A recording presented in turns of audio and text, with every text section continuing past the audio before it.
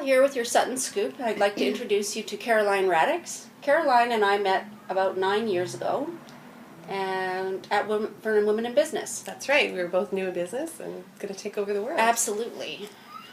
Remember. Rebel entrepreneurs. Yeah. So why don't you explain a little bit about your business and we'll go from there. Well, my business is financial advice. I do full service financial planning. I'm not a CFP yet, but I'm certainly working on that. It's one of the goals. I have my certified health insurance designation, so I do a lot of work with group benefits, disability, long-term care, critical illness. It's a passion of mine. So those types of insurance.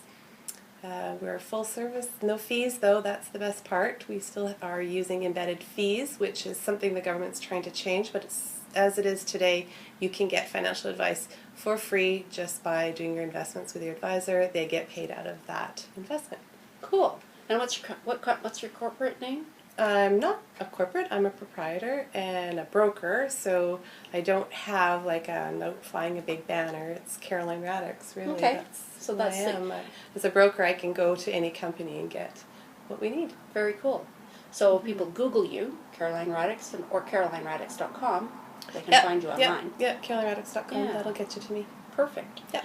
So one of the things that made me want to reconnect with you is I was touring some folks out, a young family looking for a house to buy, and in the process of looking at houses, they're qualified for a certain price point, but if they were to buy a house with a suite, then of course they had some income that might bump that up.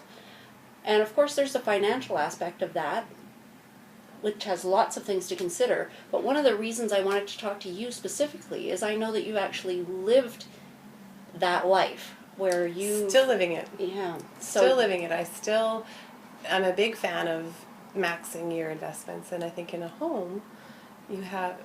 I'm lucky, I'm down to just one child, so I have lots of home to rent out. Perfect. Yeah, but it funded the beginning of my business, for sure. The first few houses with having suites, I couldn't have done it without it. Excellent. So what, as a potential suite owner, what do you think people need to think about when they're making that decision, outside of the financial, I can spend more money? Oh, definitely there's more to consider than the financial part. How is this person going to be living in my home? Are they renting a room? Are they renting a full-on suite? Is it legal? Do they cut through my house? Is it totally separate?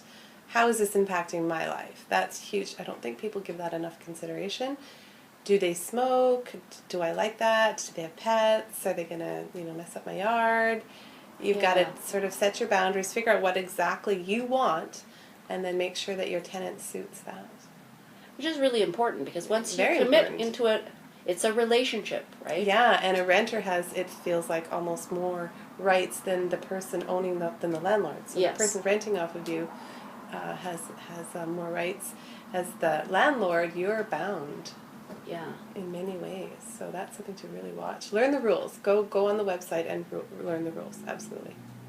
That sounds awesome. Mm-hmm. So financially, as an investor and a money person, what can people research and find out about before they... Find out your budget. Find out what the bank mortgage company will allow you to purchase, so your top dollar, and then make sure you stay within that, and then go back and see what you can get for rent. So check out how much the rent is going to be, how much is that you're going to have to pay, what are the expenses, are you paying the utilities, are they paying the utilities, put some money away. What if the furnace blows up? And what's the best way for them to put money away? I would recommend a tax-free savings account, and make sure that your advisor front-end loads that at 0%, and then you have the flexibility to get the money if you need it, and if you don't need it, it's going to go tax-free, and it's lovely.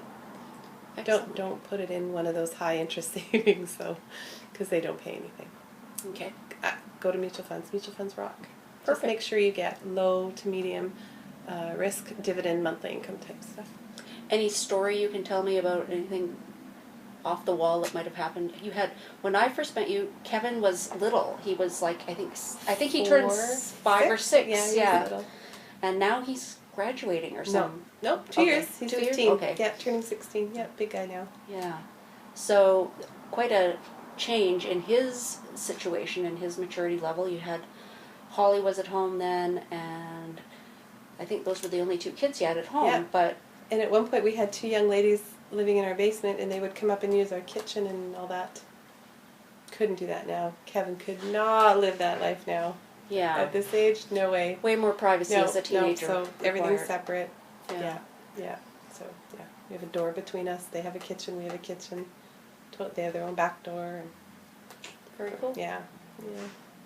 Awesome. Well, thank you so much. I think that's really good information for people that are considering getting into the market and having other people live with them, because it's a big commitment. It is a big commitment. Yeah, because you're stuck with them.